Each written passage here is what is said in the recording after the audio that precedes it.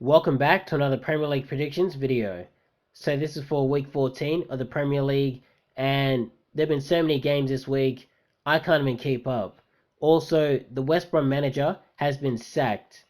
Apparently it happened right after the Man City game, so it seems to be that the board had already made a decision before the match even started, because getting a draw away at Man City is actually a good result.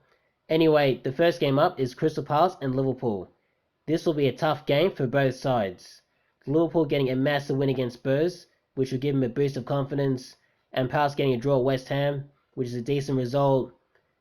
I haven't got much to say about this game, apart from the fact that Liverpool wins this one 2-1. Next game up is Southampton and Man City. What is going on with Man City? They don't defend particularly well. Actually, no, recently they've been good defensively, but in attack, they've been dreadful. In past seasons, they've scored goals for fun, but not this season. And Southampton, they're in the top four. They're flying. I think it'll be a 1-1 draw. Next game up is Everton and Arsenal. Arsenal have been shockingly bad this season.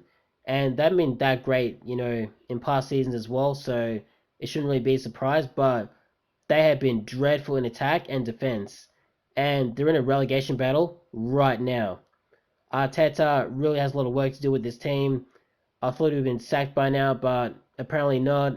And Everton, they've managed to reverse their fortunes because they started the season well and then they went through a really bad patch, and now it looks like they're picking up again.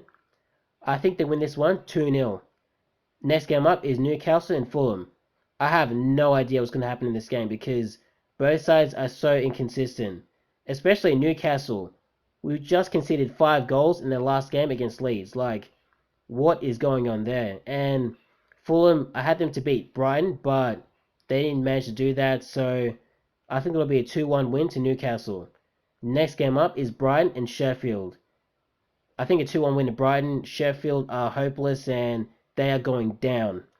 Next game up is Tottenham and Leicester. Yeah, I think it's Leicester, yeah. This will be a tough game for both teams because both teams have just lost, so their confidence will be a bit low. I think it'll be a tough game though for both sides. It'll be a close match. It'll be a 1-1 draw. Next game up is Man United and Leeds.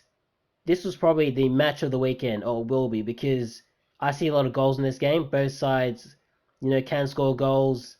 Obviously, Man United and Leeds are massive rivals, and people have been waiting for this game for years. How long? Like decades, over a decade. So it's going to be a massive game. Leeds having a very impressive win their last game, and Man United doing the business against Sheffield.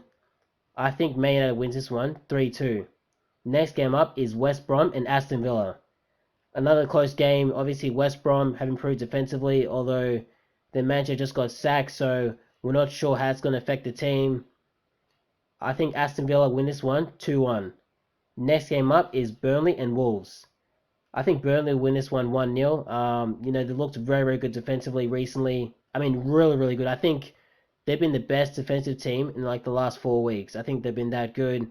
They're getting back to their Burnley form, if that's what you can call it. Wolves did win against Chelsea last week, but I think this is a different match, and they'll go down 1-0. The last game for this week will be Chelsea and West Ham. Yeah, I said in the last predictions video that Chelsea would learn from their mistakes and they'll beat Wolves, but that didn't happen. It seems to be that they didn't learn from their mistakes from last season and ended up losing. And I think the same thing will happen against West Ham. I think they'll probably take the lead, but they'll ultimately end up losing because they just don't seem to really rack these games up. When they're winning, they just don't seem to really put these teams away, and I think West Ham wins this one 2-1. And that's about it.